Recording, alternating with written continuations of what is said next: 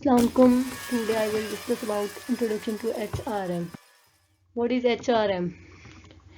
Management हमारे पास HRM हमारे पास क्या है? Is the study of activities regarding people working in an organisation, कि किसी भी ऑर्गेनाइजेशन के अंदर ह्यूमंस की जो वर्किंग है वो उनकी एक्टिविटीज़ को स्टडी करना, ये होता है हमारे पास HRM।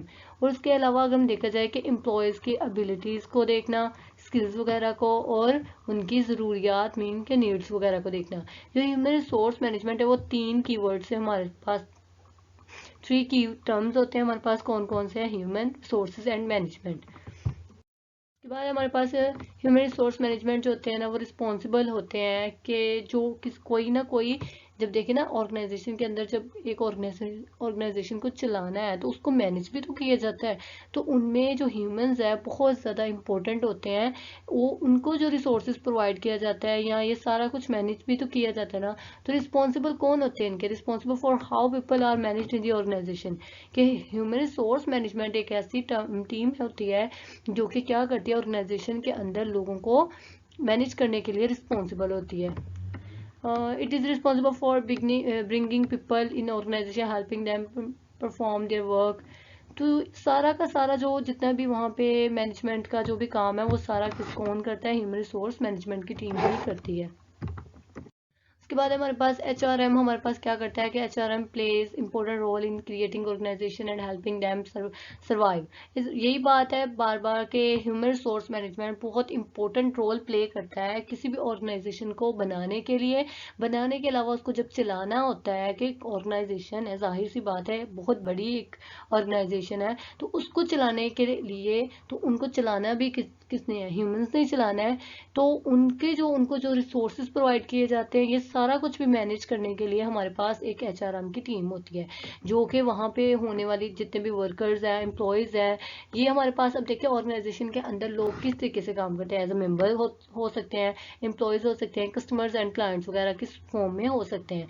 तो ये सब लोग जब काम करते हैं मिलके, तो यही हमारे पास ह्यूमन रिसोर्स मैनेजमेंट। इनको मैनेज करने के लिए हम लोग क्या बना, यहाँ पे ऑर्गेनाइजेशन के अंदर एक ह्यूमन रिसोर्स मैनेजमेंट भी एक टीम बनाई जाती है।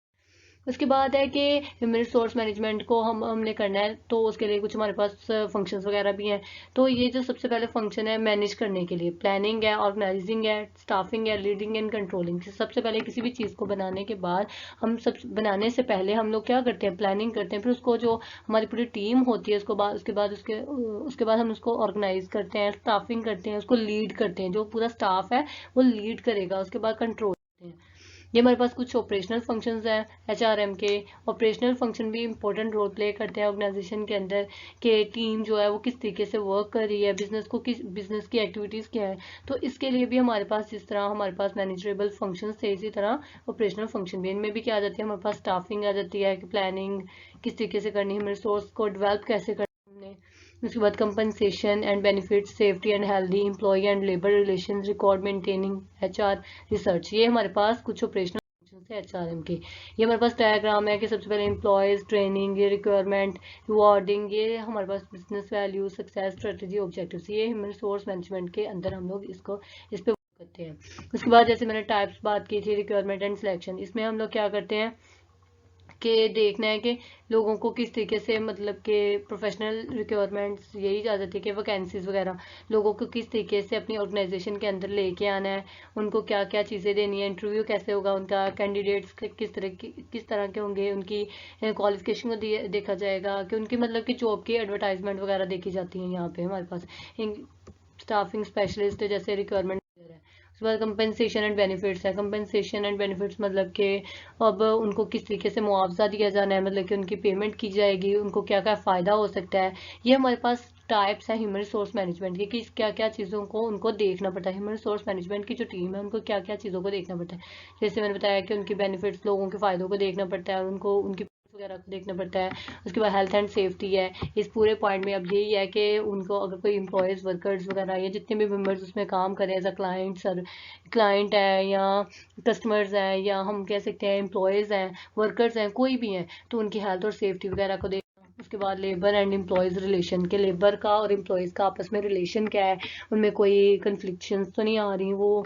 तो इस तरह की सब चीज़ों को देखना है कि पीसफुल इन्वायरमेंट है कि नहीं है। उसके बाद है जैसे ट्रेनिंग एंड डेवलपमेंट, कि उनमें ट्रेनिंग देखे ना, जो स्टार्ट पे आते हैं लोग तो कई बार उनको ट्रेनिंग नहीं दी होती, तो सबसे पहले उनकी ट्रेनिंग को देखना, उसके बाद उसके अंदर उनके अंदर ये चीज़ें को डेवलप करना, ये सारी। उसके बाद उनके अंदर रिस्क मैनेजमेंट को देखना कि उनके रिस्क वगैरह जो भी आ रहे हैं। ह्यूमन रिसोर्स मैनेजमेंट का ये काम है। मैनेजर्स एंड डायरेक्टर्स, ये लोग क्या करते हैं, ह्यूमन रिसोर्सेज के जो मैनेजर्स होते हैं और डायरेक्टर्स होते हैं, वो पूरे के पूरे जो ऑर्गेनाइजेशन है उनके अंदर के रिसोर्सेज वगैरह को मैनेज कर रहे होते हैं और देख रहे होते हैं, चेक कर रहे होते हैं कि कोई कन्फ्लिक्शन तो नहीं है या कोई भी एरर्स वगैरह तो नहीं आ रहे, के लोगों के दरमियान में आपस में उनका रिलेशन कैसा है, एम्प्लॉयज़ का मतलब कि ऑर्गेनाइजेशन वालों के साथ कैसा उनके साथ रिलेट करवाते हैं, कि रिलेशनशिप क्रिएट करते हैं। उसके बाद है कि एचआरएम को ग्रोइंग इंपॉर्टेंस कैसे, मतलब कि किस तरीके से एचआरएम को ग्रो किया जाता है, कुछ एबिलिटीज़, नॉलेज और स्किल्स वगैरह के थ्रू।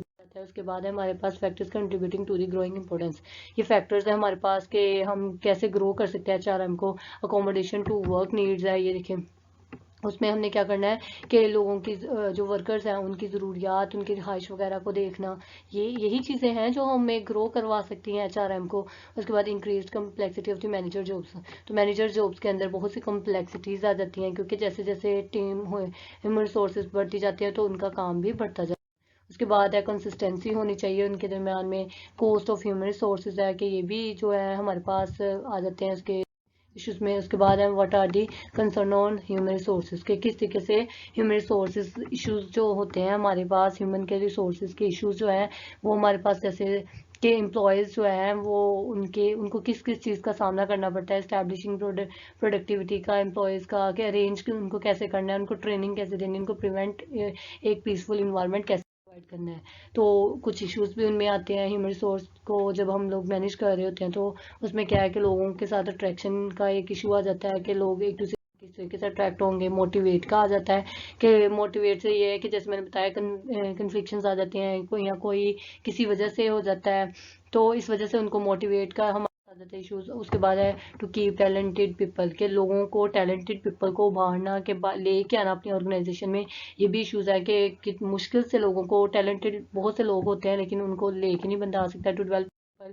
बाद हमारे पास है रोड मैप है, कि रोड मैप हमारे पास क्या होता है, स्टेप बाय स्टेप गाइडेंस होती है, जो कि क्या करती है बिजनेस वगैरह की स्ट्रेटजीज वगैरह में या प्रायोरिटाइज में एंड और कंपनी के जो कल्चर है या ऑर्गेनाइजेशन का जो कल्चर है उसमें हेल्प करता है। देखिए ना, रोड मैप, इसका मतलब कोई ना कोई मैप बना होता है हमारे माइंड में, जो कि हमें बताता है कि हम ह्यूमन रिसोर्स को किस तरीके से आगे बढ़ाएंगे।